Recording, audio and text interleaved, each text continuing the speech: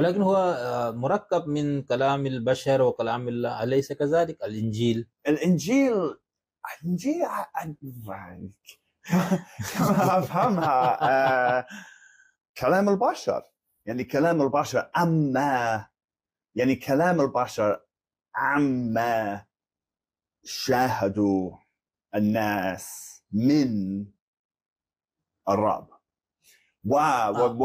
وطبعا يعني عند المسيحيين في عندنا الروح القدس. نعم.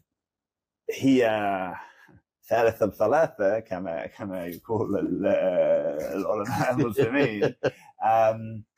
ولكن عن طريق الروح الإلهي نستطيع أن نثق بما قالوه الناس الذين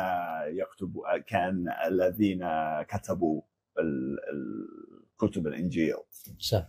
يعني هذا يعني فكرة الروح يعطينا ثقة بما كتبه إنسان. صح. شكرا لك.